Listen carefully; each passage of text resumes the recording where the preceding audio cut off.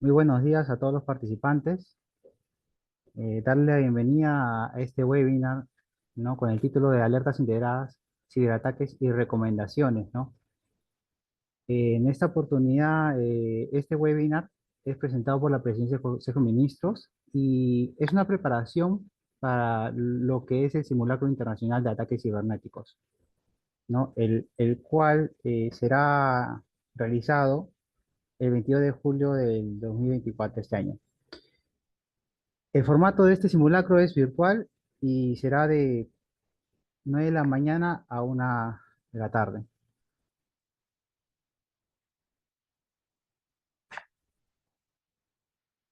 Bueno, seguimos con la agenda del día de hoy. Vamos a comenzar con las palabras de apertura que serán realizadas por Yanina Patricia Gamio Franco, la secretaria de la Secretaría de Gobierno y Transformación Digital.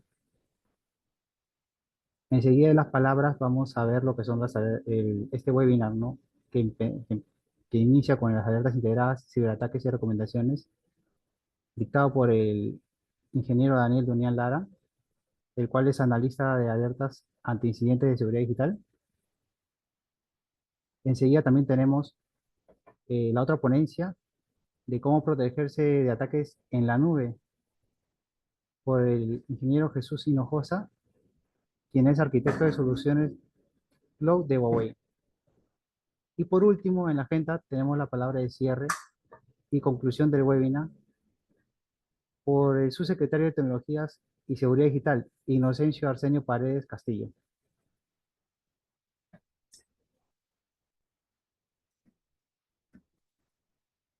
Bueno, ahora que tengo su atención, quiero decirle que a partir del 1 de julio se estará enviando correo brindando información de los pormenores para todas las entidades registradas, ¿no?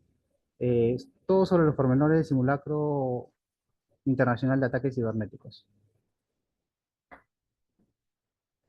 Y también en la agenda de julio tenemos el 12 de julio, el cual se dará una sesión relacionada a todo lo que respecta al simulacro internacional de ataques cibernéticos, ¿no? El correo que les mencioné antes, que va a llegar en la semana de 1 de julio, se brindarán los pormenores para lo que es la preparación de los equipos virtuales. Y este correo, como les indicaba, les preciso, que va a ser para las entidades registradas. Asimismo, invito a todos los participantes, ¿no? Que aún no se han registrado en el simulacro, que participen, ¿no? Hagan, el equipo aquí presente les va a enviar acá por el enlace, el enlace el cual les guiará para que ustedes puedan ingresar y llenar el formulario para participar en este evento.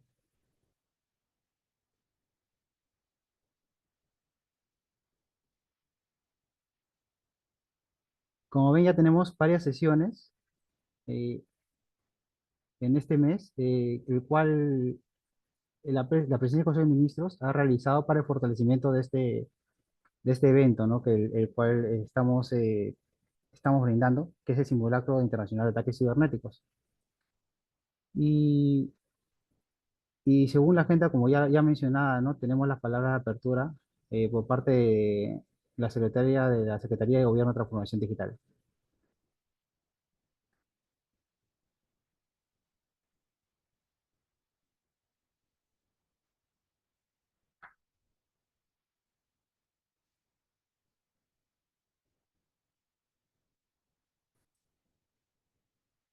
Disculpen, hay algunos problemas técnicos. Vamos a brindar un recorrido por el ciclo de webinars que se ha realizado, ¿no? Hemos empezado con el jueves 9 de mayo, con las mejores prácticas para la gestión de incidentes. El jueves 16 se brindó el webinar del Sistema de Gestión de Seguridad de la Información. El jueves 23 de mayo, el webinar dictado fue de gestión de riesgos cibernéticos.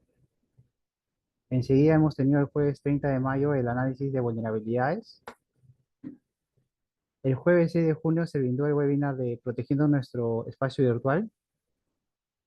El jueves 13 de junio, el tema ha sido el rol fundamental del NOC. El jueves 20 de junio se brindó el webinar del Centro de Operaciones de Seguridad. Ahora sí me confirman sobre el tema de las palabras.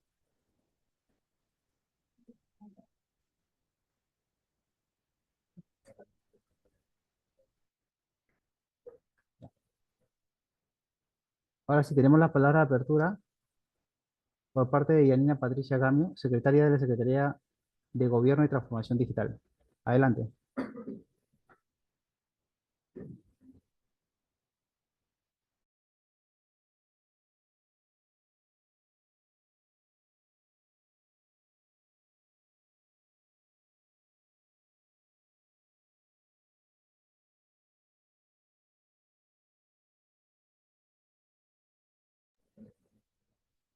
Aló, Yanina, tu micro se encuentra apagado.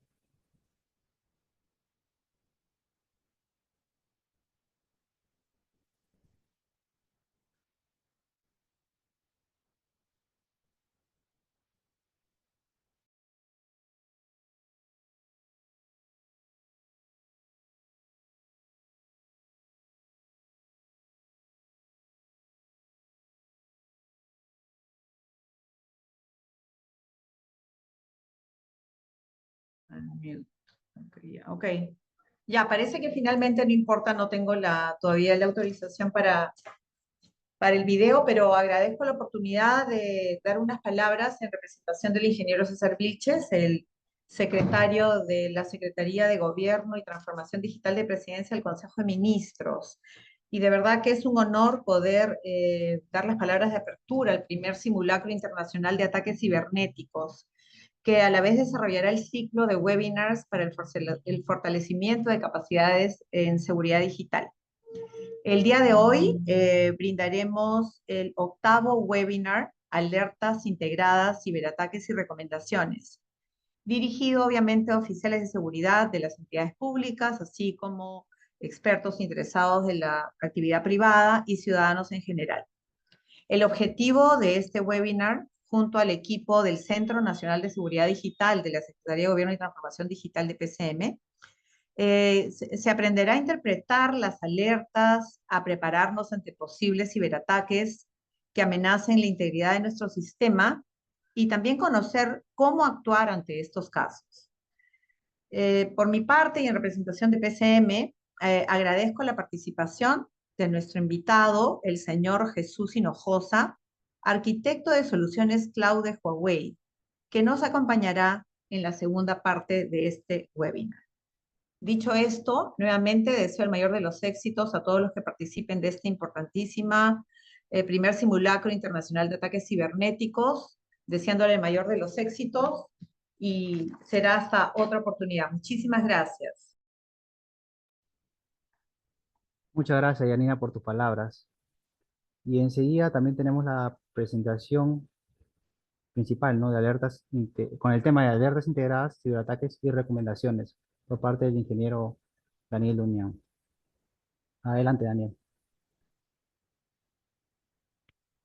¿Qué tal? Muy buenos días a todos.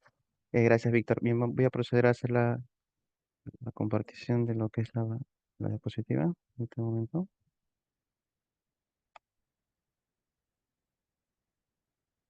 Correcto, se ve todo bien, ¿no? Ya. Bien, las alertas integradas viene a ser de repente el único mecanismo, en este caso, donde la PCM o la Secretaría de Gobierno se comunica con todos porque es un acceso público, es decir, no tiene ninguna restricción. Todas las personas desde su casa pueden verificar este tipo de información. Y este tipo de información es en realidad enriquecida no solamente por el Centro Nacional, sino también por otras entidades. En este caso, de repente la que más participa actualmente es la DINI y colabora bastante con el tema de alertas integradas que son diarias, ¿no? Ahora, esta información es justamente para poder tener esa referencia, esas recomendaciones, por eso es que es una parte importante del webinar, y prepararse para las futuras ocurrencias de ataque. Es decir, si bien es cierto, lo que va a hacer es mostrar, informar que ocurrió un ataque, la intención principal es que los que estamos leyendo puedan prepararse para los siguientes ataques o si es que ocurre nuevamente ese ataque en nuestra entidad. Bien, vamos a hacer, entonces la agenda simple que estaba tratando de recopilar, un paso rápido por lo que es la normativa. Primero el objetivo, ¿no? El objetivo de la alerta, como la indicada, es informar a los responsables de la seguridad digital de las entidades públicas y privadas sobre las amenazas en el entorno digital. En sí, esto va dirigido a los oficiales de seguridad, pero como le indicaba, muchas alertas tienen un lenguaje simple, como para que justamente cualquier persona más o menos pueda entenderla. De hecho, que hay algunos términos que sí van a ser un poco más complejos y que requieren más conocimiento, pero lo importante es esto, informar para advertir las situaciones que pudieran afectar la continuidad de sus servicios. Entonces, bueno, está clarísimo que la intención es justamente informar para prepararse, para advertir, para justamente tomar las acciones del caso. Bien, la parte rápida de la normativa. Tenemos en el Decreto Supremo 29, eh, parte de las obligaciones de las entidades es difundir alertas. Por lo tanto, todos estamos llamados a esto. ¿Por qué? Porque si a una entidad le ocurrió un incidente de seguridad, dentro de su capacidad de colaboración, debería poder difundir qué es lo que le pasó para que otras personas puedan prepararse, para que otras entidades también tengan esa preparación ante ese incidente. Y el Centro Nacional forma parte de este proceso porque es quien va a recopilar esa información, ese caso, y lo va a poder exponer a los demás. En este caso también vamos al Decreto de Urgencia 7/2020, donde indica un poco lo que les comento, ¿no?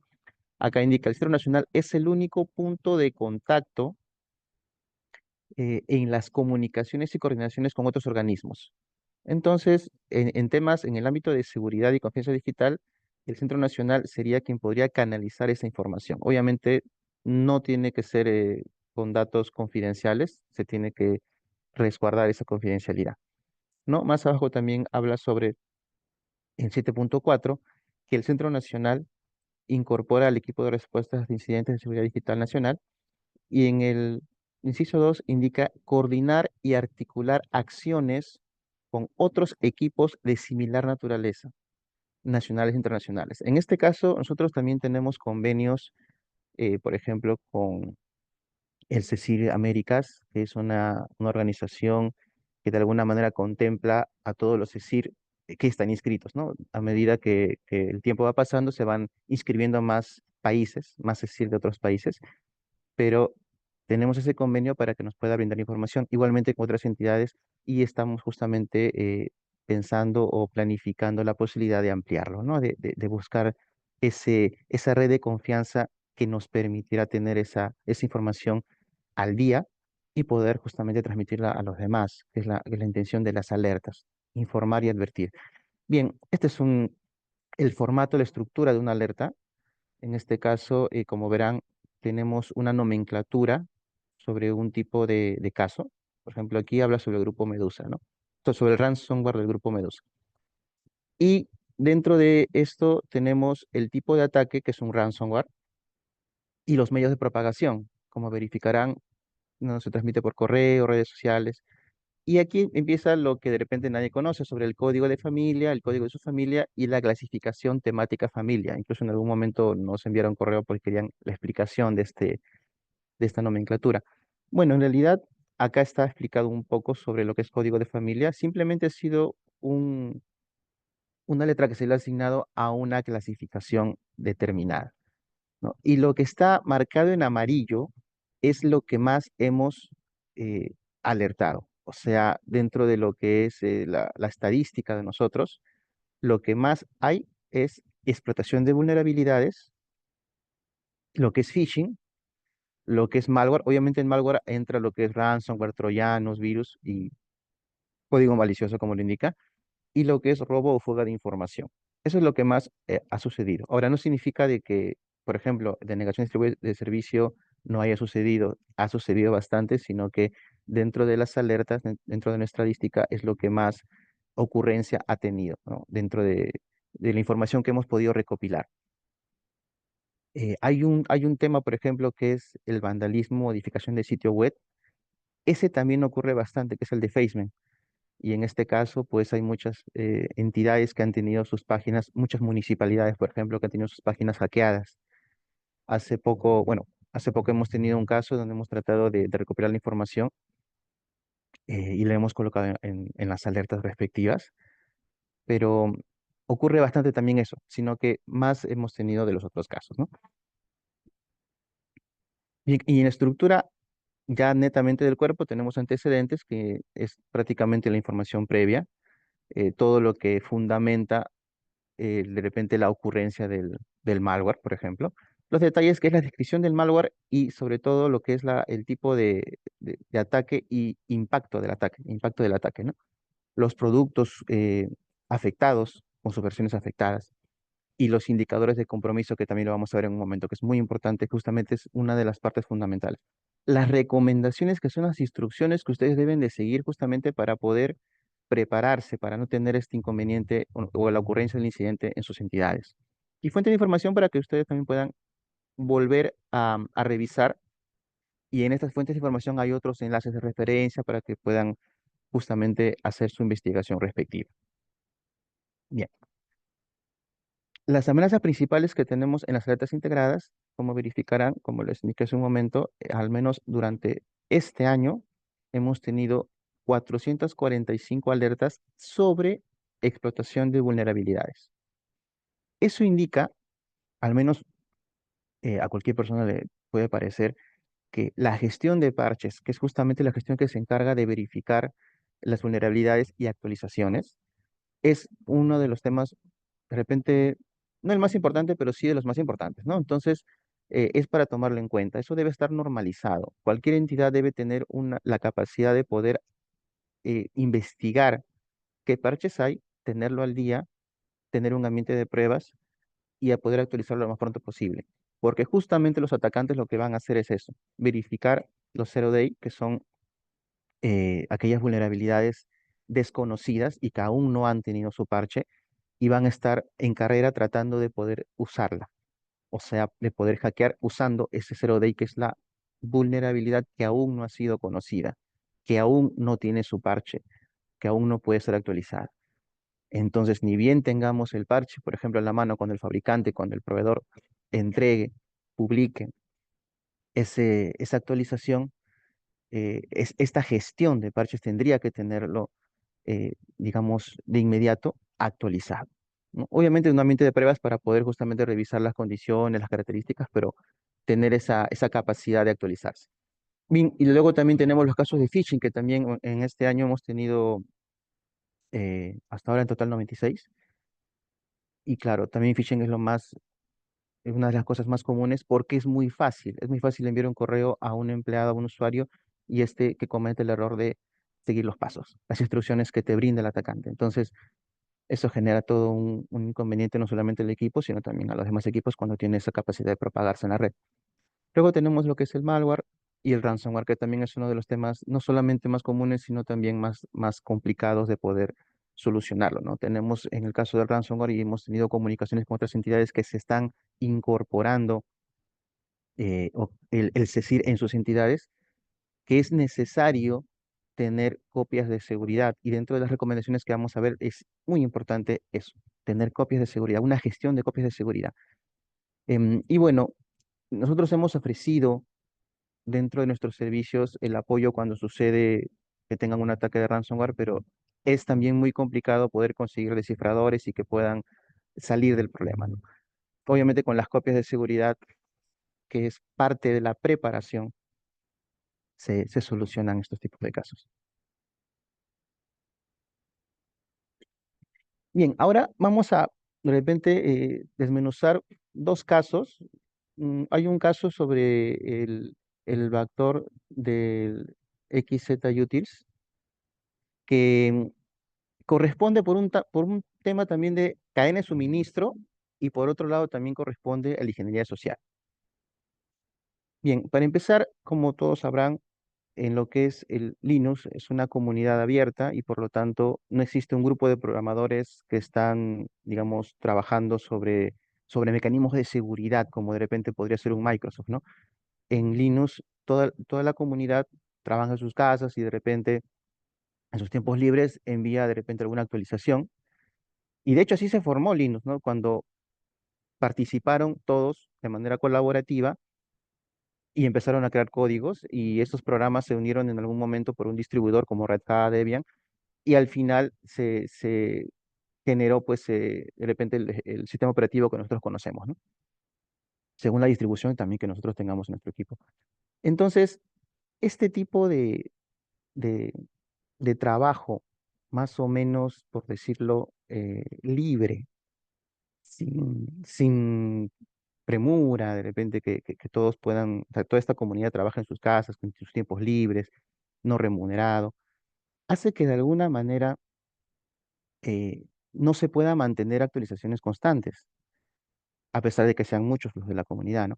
Y sucedió esto justamente con el caso de este grupo de programas XZUtils, que es una colección de programas para comprimir y descomprimir archivos, ¿no? En este caso es la mejor versión, porque habían otras versiones, y esto tiene un formato de comprensión que no pierde la calidad, ¿no? Como lo indica, ¿no? Usando la librería, eh, el ZMA, está ahí ahora. Entonces, este conjunto de programas XZUtils, si bien es cierto, no se estaba manteniendo durante 7 años. O sea, hay un mantenedor que sí existía, que era el señor em, Collins, Lace Collins. Él era el mantenedor que estaba trabajando sobre esta librería, ¿no? Pero no lo había mantenido, no había actualizado, perdón, por 7 años. Y solamente era la única persona que estaba en sus ratos libres manteniendo este programa, esta librería. Entonces era más o menos factible o le estaban revisando los atacantes para poder entrar por ahí. Porque en sí el Linux era muy complicado. Si ustedes ven la imagen, por ejemplo, nosotros tenemos un mantenedor del proyecto. Ahí está el proyecto de software. Normalmente cualquier persona puede enviar un pull request o un parche o una actualización o un código que tengan que insertar y este mantenedor o bien lo rechaza o lo aprueba. Y para esto hay muchas previas, muchos pasos a seguir. Entonces, eh, lo que sucedió en este caso es de que una persona, que en este caso se hace llamar Tan como en el usuario que aparecía en el GitHub, empezó a colaborar dentro del proyecto desinteresadamente hasta que llegó a ser mantenedor del proyecto. ¿Y cuál es la gravedad del asunto? Es de que si tú eres mantenedor del proyecto de esta librería, lo que puedes ocasionar es hackear el Linux desde adentro. Y eso fue justamente lo que pasó. Cuando, cuando el señor Tan tomó cargo como mantenedor del proyecto, había creado puertas traseras para que justamente en algún momento pudieran tomar control de todos los servidores que tengan Linux. Entonces, cuando hablamos de todos los servidores que tengan Linux, es un caso grave. Esta puerta trasera es bueno, lo que ocasionaba era justamente que pudieran tomar control de los equipos que tengan que tengan de Linux, como los servidores, por ejemplo. Una persona que es Andrés Freu, que es un ingeniero experto en automatización dentro del Postgres, en algún momento detectó el problema por un retraso con el SSH. Justamente como él es experto en optimización, encontró ese detalle que estaba demorándose mucho y encontró que su sistema, su equipo había sido vulnerado justamente con este tema. El Debian que él había actualizado ya estaba infectado. No había bajado nada adicional, no había descargado ningún archivo adicional. Simplemente al actualizar su sistema operativo ya se había infectado. Y bueno, en este caso él usaba un sistema operativo de prueba que es el Debian Zip y por eso es de que su caso es diferente a los demás. Todavía no todos tenían el Debian actualizado, solamente algunos pocos que tenían el Debian Seed, que es un sistema que, digamos, solamente recopila versiones de prueba. Entonces, justamente como él tenía eso, logró identificar esta puerta trasera, ¿no? Y esto lo colocamos en una alerta, bueno, dentro de lo que es en el 1 de abril. Un poco para hablar sobre lo que es la puerta trasera, que es un tema realmente complicado. Es un agujero de seguridad, una puerta secreta, como lo indica, que permite crear un acceso secreto que permite acceder después y controlar tu equipo, ¿no? Imagínense que, por ejemplo, tienes un visitante a tu casa y de repente, sin que te des cuenta, malogra la chapa de la puerta que está atrás de tu casa. Entonces ya deja un lugar, un espacio, un acceso libre para que cualquier ladrón pueda ingresar. Y no lo sabes. No lo sabes hasta que recién ocurre el ataque. Bien, bueno, acá hay unos temas adicionales sobre la gráfica del backdoor. Y otro caso es el del ransomware Medusa. En el ransomware Medusa, nosotros queríamos resaltar un tema que era lo que es el grupo AGE. No tenemos todavía la confirmación, pero nos habían indicado de que el ransomware Medusa había atacado el grupo AGE, que obviamente iba a tener repercusiones también en nuestro país, ¿no? Pero como no teníamos la afirmación, no hemos de repente ahondado en eso. Pero es un ransomware o que utiliza las vulnerabilidades del protocolo de escritorio remoto. Entonces, una de las recomendaciones que nosotros indicamos dentro de esta alerta es deshabilitar este protocolo, al menos los desconocidos, ¿no? O sea, en la mayoría de casos. En otras palabras, solamente habilitar cuando sea necesario, que es un poco también el tipo de recomendaciones que hacemos en varios temas como el privilegio mínimo o cualquier permiso de usuario. ¿Ya? Pero este es un tema que hay que revisarlo porque ya están atacando a entidades de Latinoamérica, como lo indica, ¿no? Si bien es cierto, hay muchos ransomware que se encargan de repente de Estados Unidos o en Europa, pero este es un ransomware que está empezando a atacar entidades de Latinoamérica, incluido el Perú. Bien, ahora sobre los indicadores de compromiso, nosotros queríamos enfocarnos en que primero de repente definir qué es, lo que se entiende para que ustedes lo vean como en el ejemplo que aparece aquí, es que es una pieza de información, es un objeto, una evidencia de que por este medio está haciendo el ataque, por el URL, por el dominio. Entonces siempre la indicación va a ser que en nuestro firewall podamos bloquear estos indicadores de compromiso. ¿No? En este ejemplo tenemos de que se detectó una campaña de phishing suplantando al BCP. Esto fue el 3 de enero.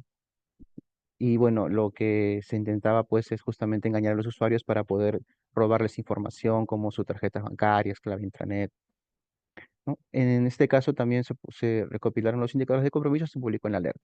Y la intención, como siempre, es que se tenga ese cuidado de no participar dentro de este ataque, ¿no? Es decir, no propagarlo, no reenviar, obviamente no reenviar correos y tampoco seguir las instrucciones que te indica dentro de esta página, dentro de esta URL al que seguramente de repente haya ingresado.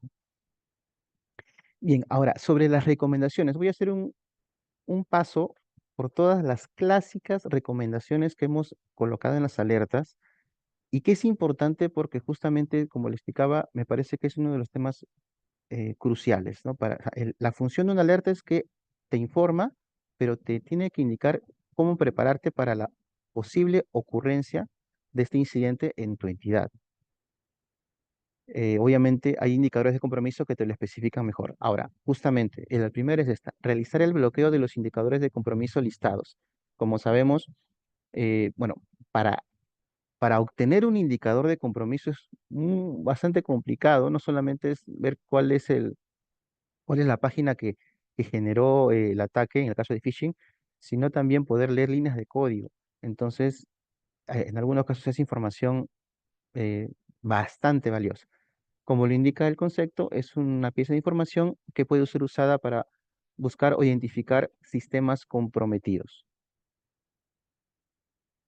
Otro tipo de recomendación, obviamente, practicar una higiene estricta de contraseñas, ¿no? Cambiarlas periódicamente y, si es posible, utilizar una aplicación que permita gestionar las contraseñas.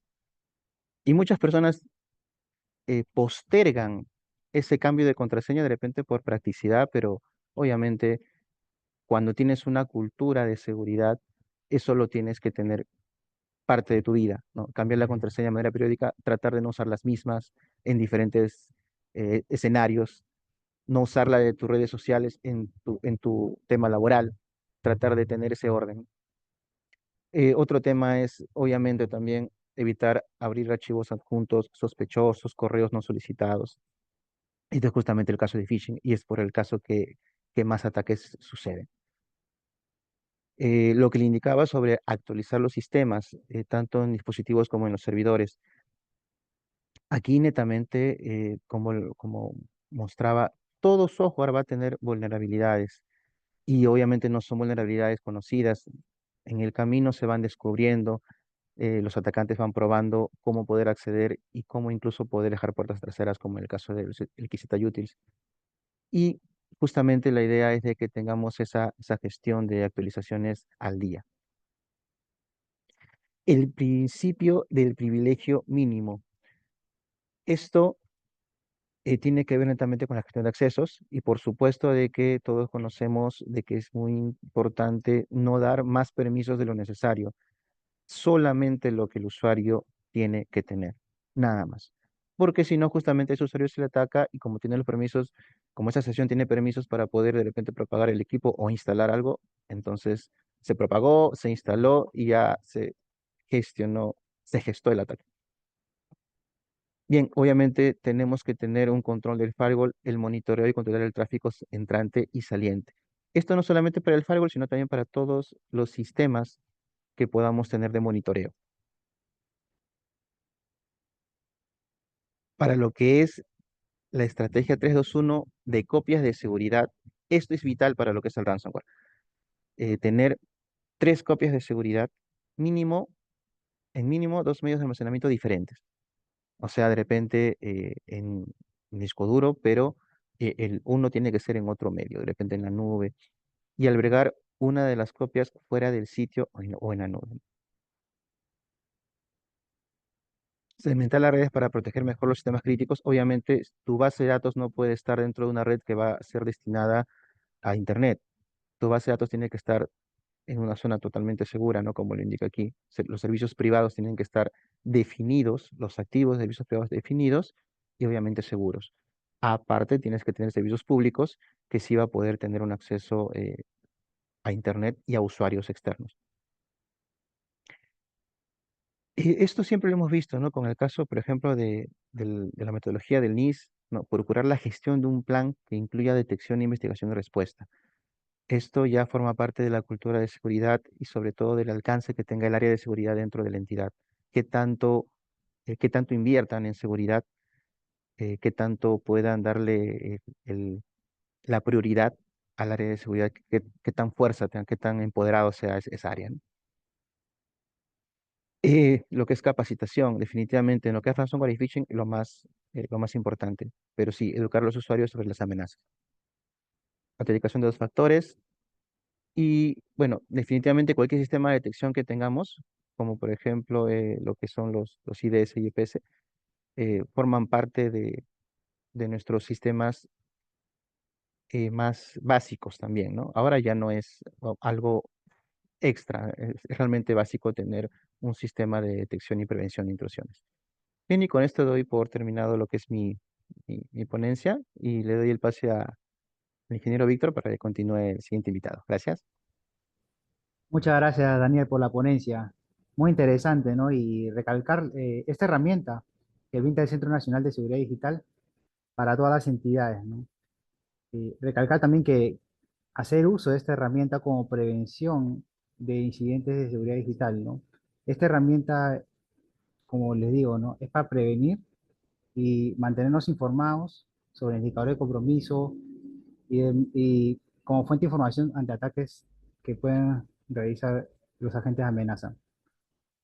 Voy a compartir a través de chat la cuenta de YouTube del Centro Nacional de Seguridad Digital, en el cual van a poder visualizar los videos de las ponencias, estos webinars que se brindan para el fortalecimiento frente al, a la actividad principal del simulacro de ataques cibernéticos que se realizará en julio. Hay varias consultas con respecto al registro de asistencia. Al final de las ponencias se brindará el enlace para registrar su asistencia. Y continuamos con la agenda.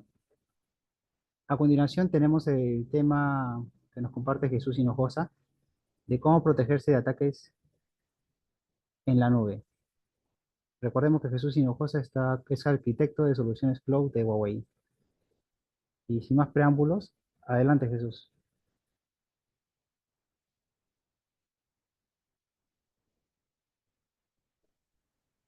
Listo, muchas gracias. ¿Me ayudas? Ah, ya, perfecto. ¿Me avisan cuando puedan visualizar mi pantalla?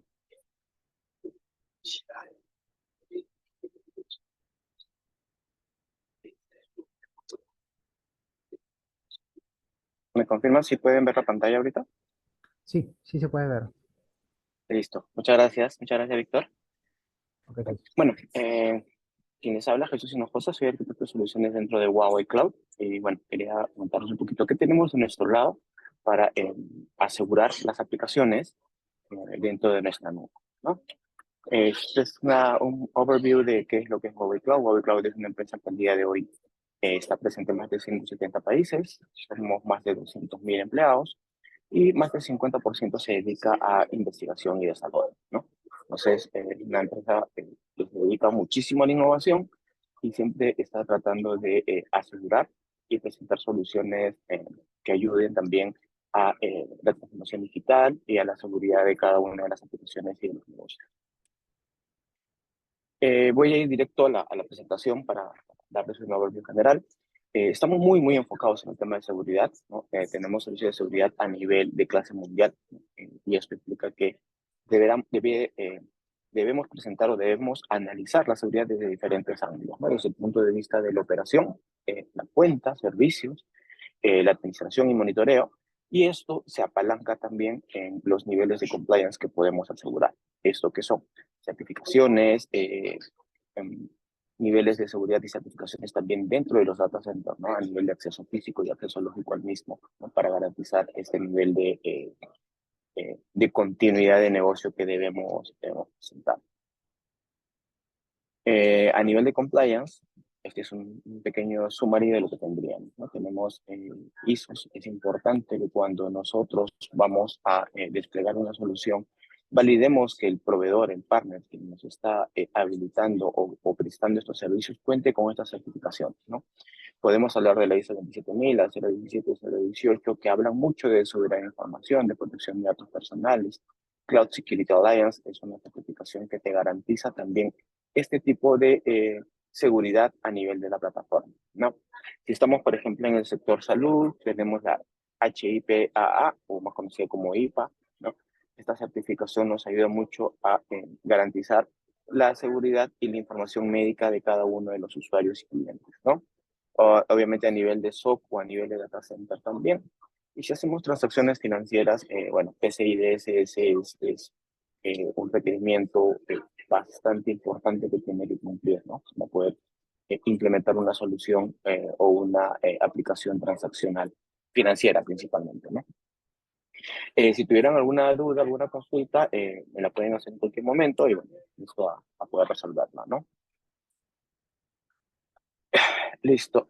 Lo que quiero presentar más que las soluciones son escenarios, ¿no? Entonces, lo que vamos a ver a continuación es un primer escenario que es anti-intrusión, ¿no? En este escenario, lo que tenemos nosotros es una aplicación web tradicional, una página, una tienda virtual, una intranet, alguna aplicación que puede brindar cualquier empresa o cualquier negocio, ¿no? Existen diferentes maneras de poder asegurar esta aplicación, ¿no? Lo primero que nosotros tenemos como primer punto de entrada es un Web Application Firewall. ¿Esto qué es? ¿Qué significa? De repente, para el que no está familiarizado, un Web Application Firewall es un sistema de seguridad que se aplica a nivel de las aplicaciones. Es decir, yo puedo tener mis aplicaciones en la parte inferior, como podemos ver, donde tenemos acá las aplicaciones, la base de datos, el respaldo y lo demás. Y el WAF es un primer endpoint, un primer punto que se va a encargar de filtrar y asegurar que la información que acceda externamente a la aplicación sea información validada, ¿no? Existen diferentes controles para esto, que es el caso de OWASP, por ejemplo. OWASP es como un estándar de mejores prácticas que se tienen que implementar en una solución para poder garantizar que se está cumpliendo con muchos de los tipos de ataques conocidos. Como ya mencionó mi compañero anterior también, ¿no? El ponente anterior, existen diferentes tipos de ataques, ¿no? Lo del 0D y del ransomware, aquí tocaremos alguno de ellos, ¿no? Y bueno, WAF es el primer frente que existe, digamos, dentro de una solución para poder frenar eso. Como segundo punto, tenemos el Cloud Firewall, ¿no? El Cloud Firewall ya es un filtro mucho más robusto a nivel de red, en el sentido de que puedes tener un Cloud Firewall en una capa inferior, una capa OSI 4, 5, 6, ¿no? Para poder garantizar esta continuidad. Hoy día los firewalls han tenido una evolución importante, ¿no? Antiguamente, cuando hablábamos de un firewall, solamente se limitaba al acceso externo o a la seguridad perimetral.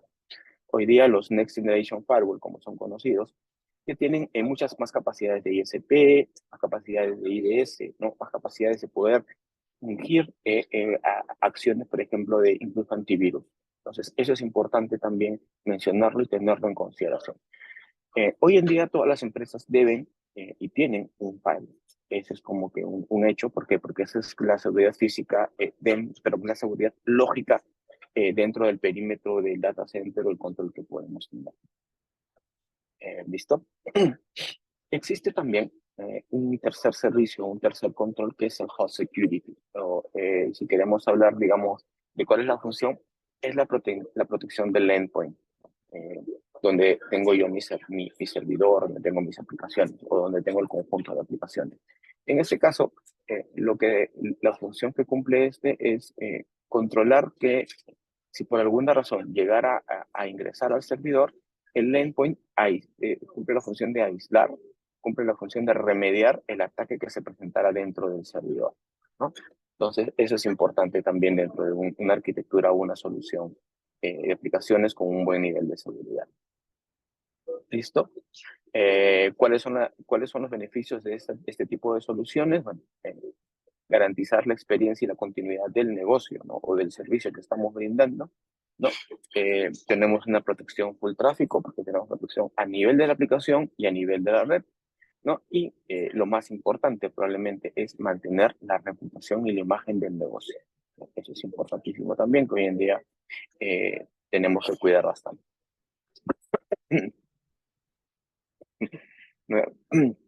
Nuevamente, si tuvieran alguna duda, alguna consulta, me la pueden hacer llegar. Voy a tratar de revisar también los chats por ahí si es que hubiese alguna. Dame un segundo. Listo. ¿Cuál es la herramienta? Me comenta. Ya. Herramienta ¿de qué, perdón? Ahí sí, Santisteban me pudiera hacer la consulta de la herramienta, ¿qué tipo de herramienta? En este caso, la solución anterior, que es la solución de antiintrusión, contamos con 3 herramientas, que son las cajitas de color amarillo. Web Application Firewall, Cloud Application Firewall y Host Security. Funciones, la primera es de WAF, protección de la aplicación. La segunda es Firewall, protección a nivel de red. Y la tercera es Host Security, protección a nivel de servidor, ¿no? Podemos reportar mediante un aplicativo tipo T-Hive o similar a la SGTD. O sea, de hecho, lo que se suele utilizar también son plataformas de seguridad integrada, ¿no? A nivel empresarial, que se conocen como el SIEM. Estas plataformas van recolectando la información de todas las soluciones, es decir, el WAF que tenemos aquí va enviando información, el firewall va enviando información, el host security, y el SIEM es un recolector o un colector de toda la información o los logs que pueden enviar cada uno de ellos, y se hace estas notificaciones de una manera centralizada, o para ver comportamientos, o para ver posturas a nivel de la organización. Eso también es importante, ¿no? Ahora, en un escenario anti-ransomware, si tuviéramos, por ejemplo, ya ransomware que hubiese llegado generalmente eso suele ingresar de una manera directa al servidor, es decir, puedo tener controles a niveles de seguridad para el usuario final, pero lo que suele pasar también es que muchas veces los usuarios internos son los que terminan llevando el virus, ¿no? Es como que uno está de repente muy, muy cuidado en la casa, ¿no? pero el niño que llega de colegio es el que llegó con el virus de la gripe. Algo así funciona, para hacer una analogía bastante simple. ¿Cómo es que pasa eso? ¿No? El desarrollador, el equipo de desarrollos, el equipo de arquitectura, realiza despliegues, realiza parchados en la aplicación. Cuando realiza estos parchados, el desarrollador tiene que ingresar al servidor de alguna manera. ¿Existen niveles de automatización? Sí, es correcto. No todas las empresas están en ese nivel. Obviamente hay maneras de remediar esto, ¿no? Pero digamos, en un escenario tradicional puede ser que alguien, una persona, se encargue de realizar un parchado o de la aplicación o del servidor o de sacar un reporte. Por diferentes razones termina entrando al servidor. Si esta persona ingresa desde su computadora personal, desde una computadora que no tiene, digamos, los controles de seguridad y que pudiera tener un virus, este virus va a terminar también en los servidores, ¿no? Entonces, tú puedes tener un control externo muy definido, ¿no? Con tu Web Application Firewall, con tu Cloud Firewall, con tus servicios y demás, pero si es que alguien dentro de la red, obviamente entendemos que puede ser sin intención, genera unos archivos o deja unos archivos porque son de la nueva aplicación, porque son reportes, etc., termina infectando la máquina. Ante esos escenarios, también nosotros tenemos que tener en cuenta cuáles son las soluciones que tenemos, ¿no? Y para eso, ya hablamos de la primera parte, es decir, de la defensa, ¿no? De la defensa en el sentido de tener una capa o un primer frontend de seguridad. La otra capa que tenemos es la restauración o los backups, ¿no? Si ya tenemos la máquina infectada por diferentes razones, lo que nosotros tenemos que hacer es establecer políticas de backup. Existen backups diarios, backups semanales, backups mensuales, quincenales. La política dependerá de cada una de las empresas. Y esto es importante saberlo, porque yo puedo decir, no, genéreme un backup cada hora, pero el backup se tiene que guardar en un lugar, en un disco, en un storage, y eso también cuesta, ¿no? Entonces uno tiene que buscar el equilibrio entre cuánto de backup puedo tener para cualquier emergencia y cuánto me va a costar almacenar esa información, ¿no? Entonces son datos que uno tiene que saber, ¿no? Otro tema importante también es que el servicio de backup, que es donde vemos acá el punto 3, es un punto que tiene que ser externo a la configuración. ¿Qué digo con que es externo? Si es que por alguna razón el hacker llegara a entrar o el virus llegara a entrar a mi data center, mi servicio de backup no tiene que ser parte de esta solución, no tiene que ser parte de ese ambiente, porque claramente también lo puede estar. Como mencionaron también en la ponencia anterior, es importante tener diferentes respaldos, ¿no? Hoy en día, por ejemplo, Huawei Cloud, los proveedores de nube también en general, lo que hacen es que ofrecen respaldos de backup multiregión. ¿Esto qué quiere decir? Que si bien es cierto, yo puedo alojar mi información en algún lugar, en algún data center, los servicios hoy día lo que pueden hacer es replicar este backup en diferentes puntos, ¿no? Por ejemplo, yo puedo tener un backup en Perú, un backup en Chile y un backup en México, ¿no? Regionalmente separados, cada uno totalmente independiente. Cosa que ante cualquier emergencia yo puedo restaurar de cualquiera de estos backups sin ningún problema. Eso es importante también saber. Una única, en la actualidad podemos encontrar una única solución que reemplace el WAF Firewall Host Security. Probablemente sí puedas encontrar, pero nuevamente esa solución, esa aplicación va a generarte un cuello de botella, ¿no? ¿Por qué? Porque en una sola aplicación estás dejando todo tu nivel de seguridad, ¿no? Entonces es importante identificar las diferentes soluciones, las diferentes aristas que podemos cubrir la seguridad y no dejarlos, como quien dice, no poner todos los huevos en una sola canasta. Siempre es bueno distribuir esto para poder remediar o digamos ante cualquier problema con alguno de los servicios, reemplazarlo o buscar alguna otra solución. Siempre evitemos poner todo en uno solo. Probablemente exista alguna solución cada eso. De hecho, algunos firewall, algunos Next Generation Firewall podrían cumplir digamos, con muchas de estas funciones, ¿no? No a un nivel de un WAF completo, no a un nivel de un endpoint o de un host security, pero sí podrían llegar a cumplir con eso. No se recomienda, ¿no? Se recomienda siempre tener diferentes servicios. ¿Qué tan recomendable es levantar un SIEM interno con software libre? ¿Tendría la misma capacidad y ayudaría? Sí. Obviamente, no todas las empresas tenemos el mismo presupuesto, ¿no? Entonces, puede ser un banco que tiene niveles de seguridad súper altos y una empresa pequeña o un negocio, de repente una fintech o una empresa que están haciendo e invertir en aplicaciones con soluciones licenciadas cuesta muy caro. Lo importante es hacer la correcta implementación y establecer las mejores prácticas y lineamientos de seguridad. Uno puede implementar alguna aplicación de software libre, sí, pero sobre todo validar de dónde vienen esos orígenes, ¿no? Hoy día yo puedo, y ojo, no confundir una aplicación open source con una aplicación freeware, ¿no? Una aplicación open source es una aplicación que está licenciada bajo licenciamiento GPL, bajo Apache Foundation o algunas otras como BSD, por ejemplo.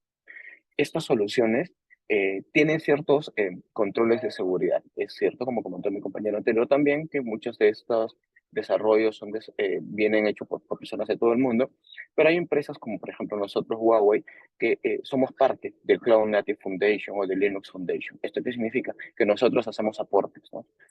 Hacemos aportes para la continuidad del negocio, ¿no? Para que la gente pueda seguir apoyando. Hay células muy pequeñas que se encargan de, bueno, en tiempo completo de trabajar. Y, por ejemplo, el caso de Kubernetes, nosotros somos el principal proveedor en Asia, el principal sponsor, por decirlo así, donde realizamos estos apoyos para que las aplicaciones o estas fundaciones open source continúen. En esos escenarios es muy importante validar que sea una aplicación open source, que sea validada, que sea recomendada, ¿no? Y hacer la implementación correcta y obviamente con los niveles de seguridad, ¿no? Obviamente tener un servidor Linux, la mayoría lo tiene, pero esos servidores Linux también tienen que cumplir niveles de seguridad. O sea, de hecho, no solo es instalar el servidor, es instalar reglas de firewall en el mismo servidor si fuese necesario, es limitar accesos con reglas de firewall y demás, ¿no? No quisiera, bueno, podría hablar todo el día, pero no quiero avanzar mucho en eso tampoco. Ya, hay otra pregunta para Víctor. Watsu es recomendable. No preferiría dar nombres, pero bueno, como les digo, es importante ver el licenciamiento y el uso que pueda tener, ¿no? Y la cantidad de commits que se pueden hacer en la aplicación. Commits significa nuevas actualizaciones, nuevos ejemplos. Listo. Por ejemplo, nosotros, o digamos, ¿cuál es la manera en la que podemos afrontar esta solución o prevenir? Siempre hay 3 puntos, ¿no? Tenemos un punto antes del evento, durante el evento y post-evento. Antes del evento, hay soluciones que es la que estamos hablando, la que hemos hablado, por ejemplo, la Web Application Firewall, evitar, por ejemplo, eh, con la solución, ¿no? Para que eso pueda, digamos, infectarse.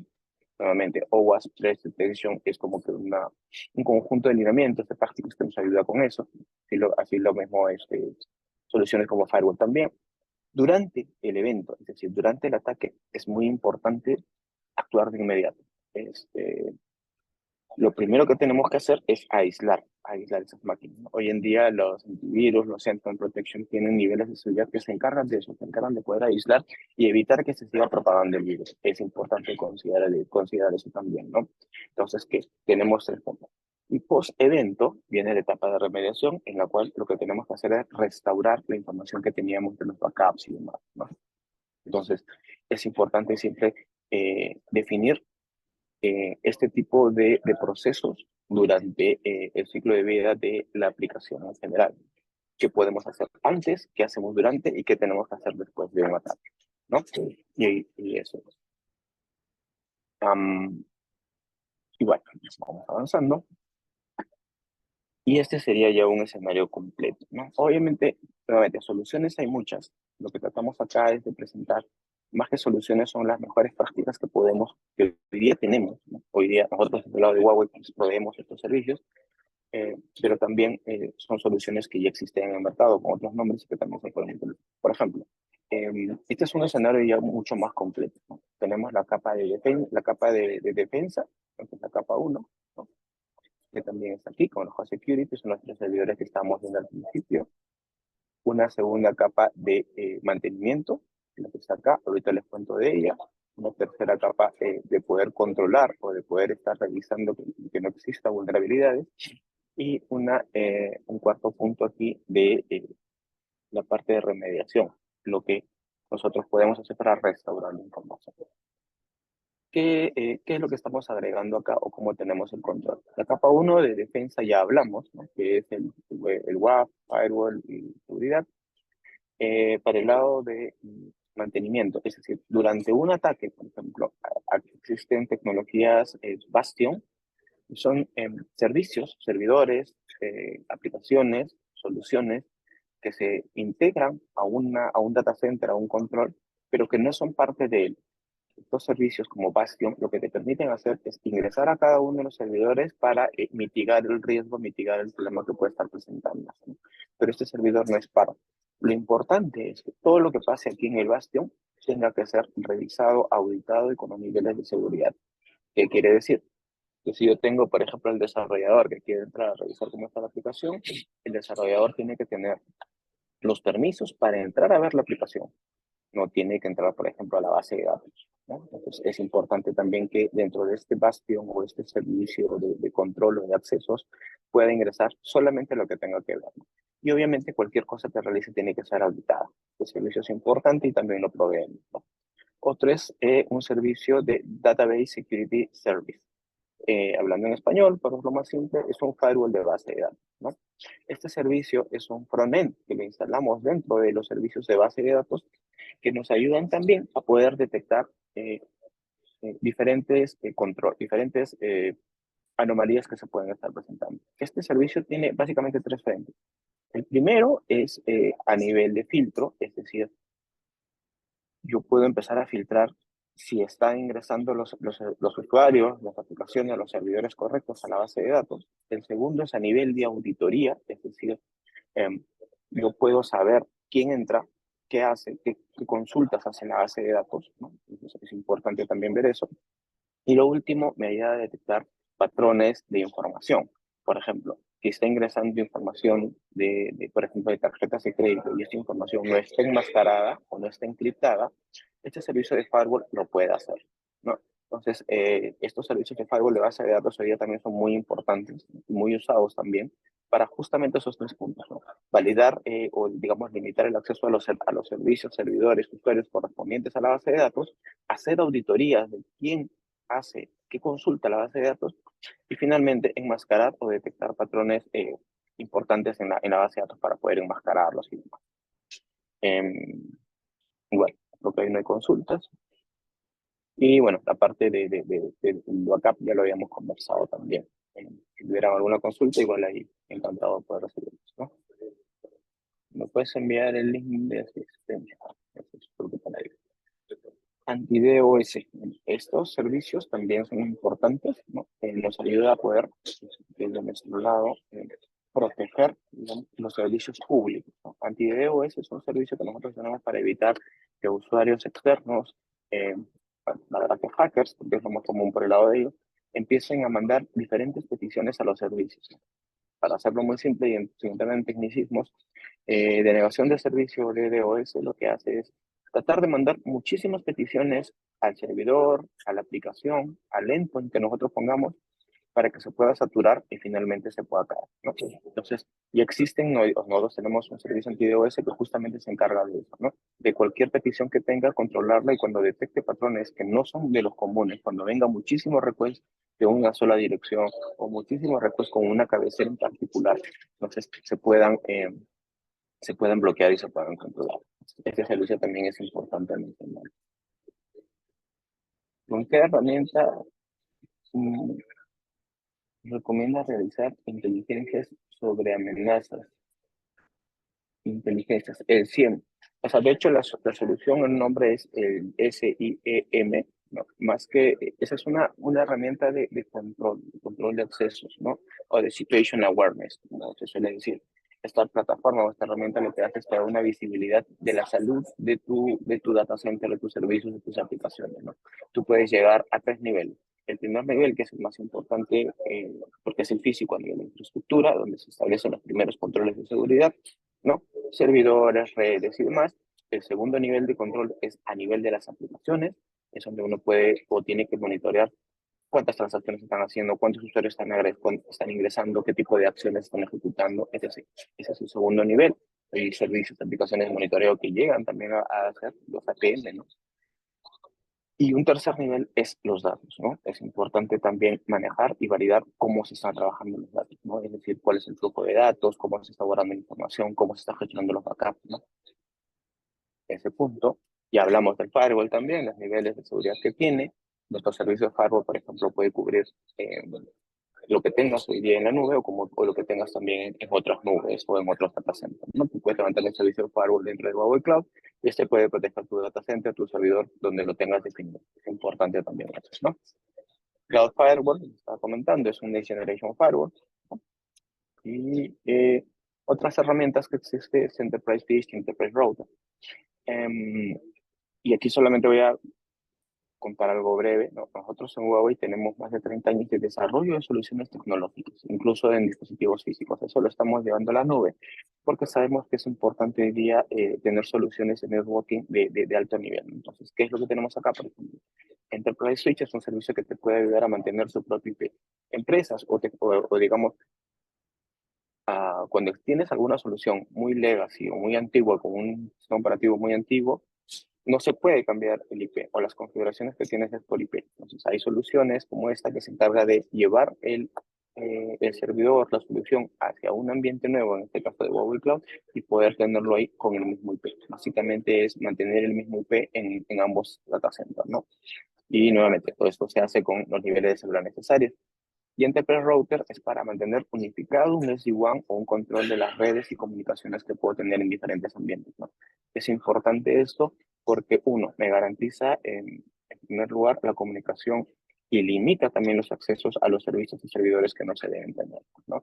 Por ejemplo, si yo tengo en mi oficina mis computadoras, tengo que tener espacios separados para mi data center, con mi PPC o con mis VLAN privadas, y otro donde voy a tener a mis usuarios, otro donde voy a tener los procesos administrativos como impresoras, ¿no? Lo que suele pasar mucho, de repente, no sé, es que muchos de los ataques entran por las impresoras, ¿no? Entonces es importante también segmentar correctamente las redes para evitar ese tipo de intrusiones.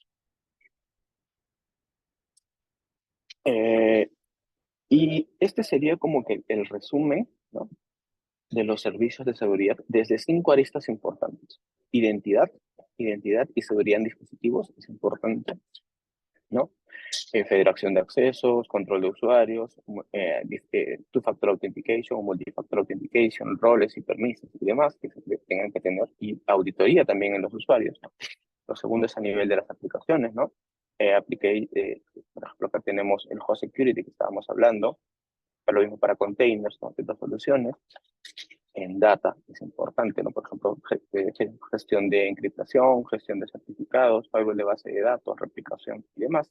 Importante la data. Network security, y hemos hablado bastante de eso también. Y la gestión y monitoreo, ¿no? Básicamente auditoría, control de logs, monitoreo de la solución y el situation awareness, SIEM, ¿no?, que también tenemos y que obviamente son parte de la solución. Este podría ser como que el resumen de todas las soluciones o el framework de seguridad que nosotros tenemos para ver cómo podemos garantizar, cómo podemos implementar o cómo podemos asegurar las soluciones desde nuestro lado. Eso es lo que les quería contar hoy día. Muchísimas gracias por la invitación. Igual quedo atento a cualquier duda o a cualquier consulta. Muchas gracias. Muchas gracias, Jesús. En realidad ayuda a todo este marco de ciberseguridad y herramientas de servicios, ¿no? Nos ha brindado para lo que es infraestructura cloud. Bueno, a continuación voy a compartir mi pantalla.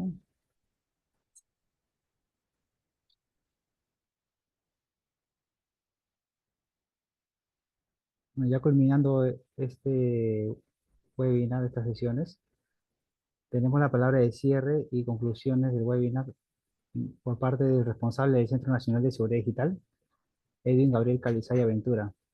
Adelante, Edwin. Gracias, Víctor. Gracias, Jesús. Ha sido y también agradecer la participación de Daniel, y que ha sido una excelente exposición. Nos han tocado temas importantes y que nos pone en preocupación y en alerta, ¿no? Lo importante que es estar comunicados entre todos los operadores de seguridad. Mientras un incidente ocurre o un ciberataque ocurre, lo, es mejor, bueno, reaccionar en el menor tiempo posible, ¿no?, para que no sean afectado algún tipo de activo. Y esta reacción es eso, ¿no? La colaboración, cooperación entre todos los CECIR o los oficiales de seguridad de la mano del Centro Nacional de Seguridad Digital. Entonces, estas alertas que son enviados, es necesario siempre estar leyendo y estar alerta ante cualquier ataque que esté sujeto a cualquier entidad, ¿no? Y también, si nosotros encontramos algún tipo de alerta, es recomendable que nos puedan compartir, ¿no? A través del chat ya he compartido el link para poder compartir cualquier incidente. Hay un correo, hay un formulario. No son los únicos medios de que puedan compartir. Y para que todos puedan, si es de solucionar o parchar alguna vulnerabilidad, lo puede hacer en el menor tiempo posible. Entonces, terminando esto, bueno, continúo siempre defendiendo el día del simulacro es el 22 de julio. El último día de inscripción es el día de mañana para todos los que van a participar, para todas las entidades que van a participar. Recuerden que el oficial de seguridad es quien hace el registro y va a participar con todo su equipo, ¿no? Entonces, sin más que decir, agradecer a todos su asistencia, igual a los que participan en la organización. Y bien, damos por concluido y siempre compartiendo el link de los webinars, ¿no? Gracias, Víctor. Gracias, Gabriel. Eh, bueno, para finalizar, recordar a los participantes que tenemos 2 fechas de webinars. El siguiente webinar será el monitoreo de eventos de seguridad, dictado el jueves 4 de julio. Enseguida tenemos el tema del laboratorio de investigación digital, el jueves 10 de julio. Y estos webinars son a partir de las 10 de la mañana, de 10 a 11.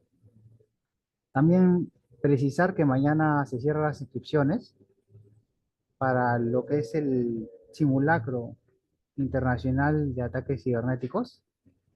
Eh, Cabe recalcar que esta inscripción es por parte de las empresas, es para empresas nada más, y a partir de las próximas semanas se estarán enviando los correos para la preparación ante este simulacro de ataques cibernéticos a todas las empresas inscritas. Y sin más que decir, agradecerles su participación. Sé que hay muchas consultas en el chat, pero también el tiempo es corto. Pero esperemos que haya sido de su agrado estas sesiones. Gracias, buen día.